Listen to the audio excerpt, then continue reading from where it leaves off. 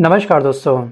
जैसा कि हम सभी जानते हैं कि जम्मू कश्मीर में अभी चंद दिनों पहले विधानसभा चुनाव संपन्न हुए थे। जी हाँ, नतीजे आए थे आपके 8 अक्टूबर को, और जिसमें गठबंधन की सरकार ने जम्मू कश्मीर के अंदर जी हाँ अपनी पार्टी की जीत को दर्ज किया। और यहाँ पे जितनी भी पार्टियाँ थी जम्मू कश्मीर के अंदर, चाहे वो बीजेपी हो मतलब कि भाजपा हो, चाहे वो कांग्रेस हो या फिर कोई अदर पार्टी हो क्यों ना हो, सभी पार्टियों ने एक ही दावा किया था कि हम यहाँ पर कहीं ना कहीं जी हाँ अपनी सरकार आने के बाद जम्मू कश्मीर को देंगे राज्य का दर्जा। तो फाइनली इसको लेकर के जो कॉन्फ्रेंस पार्टी है मतलब कि जो उमर अब्दुल्ला की जो पार्टी है, उन्होंने एक विशेष कदम उठाया। और यहाँ पर जो उनका विशेष कदम है वो है दोस्तों जम्मू कश्मीर को राज्य का दर्जा प्राप्त करवाना। और जम्मू कश्मीर के उपराज्यपाल मनोज सिन्हा ने मुख्यमंत्री जी हाँ जम्मू कश्मीर के मुख्यमंत्री उमर अब्दुल्ला के मंत्रिमंडल के उस वाले प्रस्ताव को अब परसों मंजूरी दे दी है, जिसमें उन्होंने केंद्र सरकार से अनुरोध किया था कि जम्मू कश्मीर को राज्य का दर्जा मिले।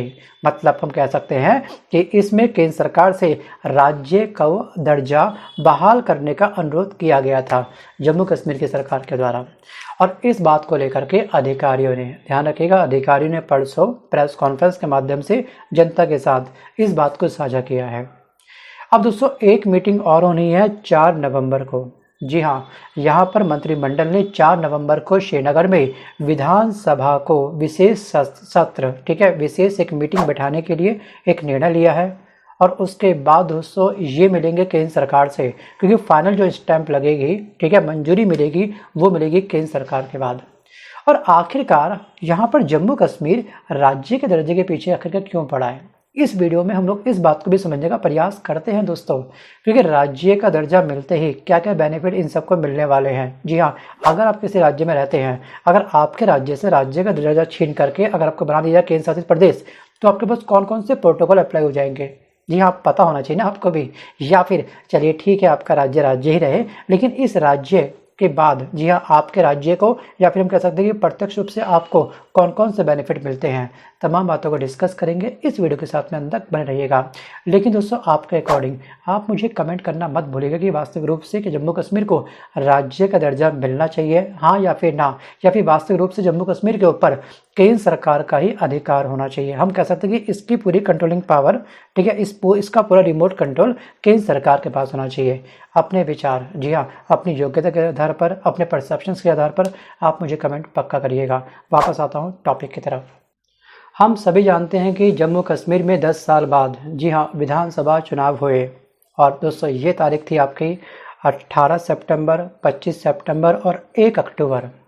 और यहाँ पर 8 अक्टूबर को हरियाणा विधानसभा चुनाव के मतों की गिनती हुई थी और जम्मू कश्मीर के जो मत हुए थे उनकी गिनती हुई थी।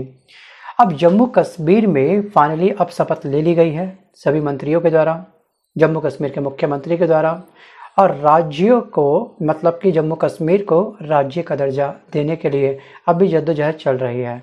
आपको याद होगा दोस्तों कि यहाँ पर 5 अगस्त 2019 में संविधान के अनुच्छेद 370, 370 और 35A को यहाँ से हटा लिया गया था। और उसके बाद से ध्यान रखिएगा जम्मू कश्मीर का ये पहला आम विधानसभा चुनाव था। लेकिन इससे पहले जम्मू कश्मीर के पास बहुत सारे राइट थे, बहुत सारे अधिकार थे। हम आम जनता जम्मू में जा कर के अपनी कोई भी अगर एक्टिविटी करना चाहती है तो हमको अलाउ तक नहीं था। मतलब कि अदर राज्यों के पास ये भी राइट नहीं था कि वो जम्मू कश्मीर में जा कर के अपनी कोई छोटी सी भी प्रॉपर्टी बाय कर सकते हैं। दर्जा इनको अपने अकॉर्डिंग बहुत मिला है पहले, लेकिन जैसे ही यहाँ पर केंद्र सरकार का कंट्रोल आया तो ये सभी के सभी राइट इनसे छीन लिए गए, और वो काफ़ी ज़रूरी भी है।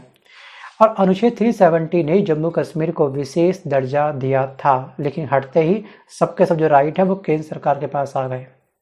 और यहाँ पर ये जो स्थान है, केंद्र सरकार ने उस समय राज्य को, जी हाँ किस समय, 5 अगस्त 2019 को इस स्थान को 2 हिस्सों में बांट दिया, मतलब कि जम्मू कश्मीर और लद्दाख में विभाजित कर दिया था।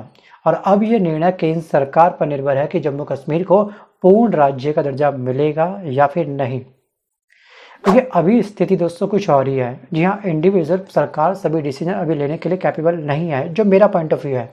जी हाँ, क्योंकि यहाँ पे हम देख पा रहे हैं कि आतंकवादी गतिविधियाँ लगातार बढ़ रही हैं, ब्लास्ट वगैरह लगातार हो रहे हैं। और अभी दोस्तों सिक्योरिटी कहीं ना कहीं अगर केंद्र सरकार के पास रहेगी पूरी की पूरी, तो केंद्र सरकार के पास पावर है बहुत अधिक।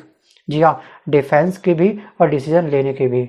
अगर सभी के सभी राइट हमने कहीं ना कहीं अगर इनको दे दिए जी, मतलब कॉन्फ्रेंस सरकार को दे दिए, तो अभी शायद ये पार्टी थोड़ी सी कमज़ोर है। मैं ये नहीं बोलूँगा कि इम्पॉसिबल है, जी हाँ, हर चीज़ पॉसिबल है, लेकिन कभी कभी कुछ कदम हमको देख करके सोच समझ करके रखना चाहिए। एज़ फॉर एग्जाम्पल, जैसे कि आपने फॉर्म भरा, फॉर्म भरते ही आपका एडमिट कार्ड आया, बिना किसी तैयारी के बस 4 दिन पहले आपने स्टडी करी, एग्ज़ाम देने पहुंच गए, तो यहाँ पे ध्यान रखिएगा, आप बुरी तरीके से हार सकते हो, क्योंकि जो कॉन्फिडेंस होना चाहिए एग्ज़ाम को क्रैक करने का, वो कॉन्फिडेंस आपके पास है ही नहीं। और कॉन्फिडेंस आता है सही तरीके से तैयारी करने से, सही ईमानदारी के साथ सिलेबस पूरा करने से और रिविज़न करने से बढ़ेगा कॉन्फिडेंस। लेकिन ना तो उसको सिलेबस का पता है, ना उसने सिलेबस पूरा किया है, ना उसने रिविज़न किया है, ना उसने नोट्स बनाए हैं, तो क्या होगा। तो वैसे ही कहीं ना कहीं जम्मू कश्मीर की जो वर्तमान की सरकार है, आपके कॉन्फ्रेंस सरकार, इसके पास अभी इतनी पावर नहीं है, जो मेरा परसेप्शंस है। आप बिंदास कह सकते हो कि हाँ होना चाहिए, दर्जा मिलना चाहिए, लेकिन कहीं ना कहीं इसके राइट भी कुछ कम हो जाएंगे। केंद्र सरकार का सपोर्ट, मतलब जो हाथ है इसके सर पर, वो हट जाएगा अगर जम्मू कश्मीर को मिलता है क्या, राज्य का दर्जा। तो बाकी मैं अपने वीडियो के माध्यम से ना तो किसी पार्टी को डिमोटिवेट कर रहा हूँ, ना ही किसी पे कोई सवाल खड़ा कर रहा हूँ। जो कंडीशन वर्तमान में हम देख रहे हैं कि बैक टू बैक वहाँ पे टेररिस्ट अटैक हो रहे हैं, उसको ध्यान में रखते हुए मैं ये बात कह रहा हूँ बस। सो गाइस, वर्तमान में केंद्र शासित प्रदेश में, जी हाँ, कोई भी अगर केंद्र शासित प्रदेश होता है, जैसे कि आपका दिल्ली है, ऐसे स्थानों पर पुलिस और कानून व्यवस्था जो होती है पूरी तरीके से केंद्र सरकार के अधीन होती है। अगर किसी प्रदेश को पूर्ण राज्य का दर्जा मिल जाता है तो ये जिम्मेदारी पूरी तरह से राज्य सरकार के हाथ में आ जाएगी, जिससे राज्य के नेता सीधे कानून व्यवस्था से क्या होते हैं, अटैच हो जाते हैं, डिसीजन ले सकते हैं, बिल्कुल फ्रीडम प्राप्त कर जाते हैं। वर्तमान में भूमि और राजस्व से जुड़े मामलों का नियंत्रण केंद्र सरकार के पास होता है। कोई भी डिस्प्यूट होता है, कोई भी मतभेद होता है, ठीक है, क्षेत्र को लेकर के, तो उसमें भी कहीं ना कहीं केंद्र सरकार अपना हस्तक्षेप कर लेती है। लेकिन जब किसी भी प्रदेश को पूर्ण राज्य का राइट मिल जाता है तो ये अधिकार राज्य सरकार के पास चला जाता है। आप अपने अकॉर्डिंग निपटान करो। अगर कोई, ध्यान रखिएगा कि अगर कोई सिंपल बॉर्डर को लेकर के भी हल्के सी मतभेद बन जाते हैं, तब भी कहने की राज्य वही राइट लेगा अपने अकॉर्डिंग। सो गाइस, दिल्ली जैसे केंद्र शासित प्रदेश में राज्य सरकार को कुछ सीमित विषयों पर ही कानून बनाने का अधिकार होता है, लेकिन पूर्ण राज्य बनने के बाद में राज्य सरकार को पुलिस का, ठीक है, और जो आपका फाइनेंशियली एरिया होता है उसका, और वर्तमान में जो मुख्यमंत्री और मंत्रिमंडल के फैसलों के लिए लेफ्टिनेंट गवर्नर की मंजूरी जरूरी होती है।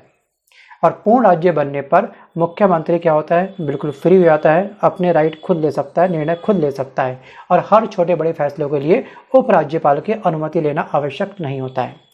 लेकिन अगर हम इसके दूसरे पहलू को ध्यान से देखें, अब तक यहाँ पर केंद्र सरकार का ही क्या था, पूरा का पूरा अधिकार था, ये केंद्र सरकार के अधीन था जम्मू कश्मीर।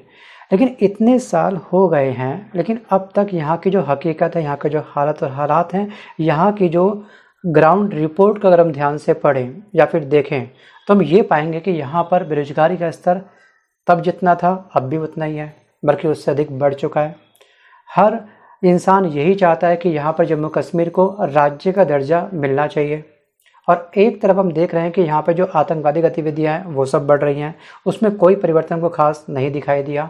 तो केंद्र सरकार आखिरकार कर क्या रही है, क्वेश्चंस मार्क। तो इसलिए हम खुद कोई ना कोई दोस्तों डाउट में है कि अगर दर्जा मिलता है वो सही है या फिर नहीं मिलता है वो सही है। जी हाँ, सिक्के के दो पहलू होते हैं, दोनों ही पहलू अपने अपने जगह पर इम्पॉर्टेंट होते हैं। अब ये बताएगा आने वाला वक्त, राज्य का दर्जा इनको अगर मिल भी जाता है तो क्या वास्तविक रूप से, जी हाँ, ज़मीनी हकीकत परिवर्तित होगी या फिर नहीं, वो छोड़ते हैं हम लोग वक्त के ऊपर। सो गाइस, हमको पता होना चाहिए कि केंद्र शासित प्रदेश होने पर राज्य को केंद्र सरकार से जो फाइनेंशियली हेल्प मिलती है इमरजेंसी आने पर किसी भी राज्य के अंदर, वो काफ़ी हद तक ख़त्म हो जाती है। मतलब कि आप केंद्र सरकार से उम्मीद करना बंद कर दो।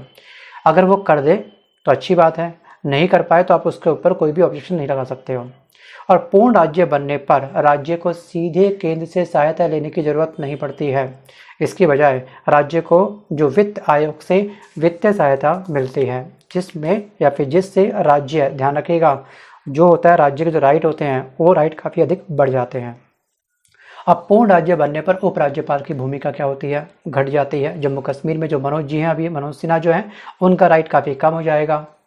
और राज्यपाल की नियुक्ति होती है जो मुख्यतः, ध्यान रखिएगा, औपचारिक भूमिका निभाते हैं, जैसे कि अन्य राज्यों में होता है। वर्तमान में काफ़ी सारे ऐसे राज्य हैं, अगर उपराज्यपाल और राज्य सरकार के बीच में कोई विवाद होता है तो मामला राष्ट्रपति के पास जाएगा, वो करेंगे इसका निपटान। भैया बताओ क्या दिक्कत है, आ जाओ एक काम करो। लेकिन पूर्ण राज्य बनने पर ऐसे विवाद राज्य सरकार के अधिकार क्षेत्र में आ जाते हैं। तो फ्रेंड, आज के इस वीडियो में बस कर इतना ही। मिलता हूं जल्द एक नई वीडियो के साथ, तब तक के लिए धन्यवाद।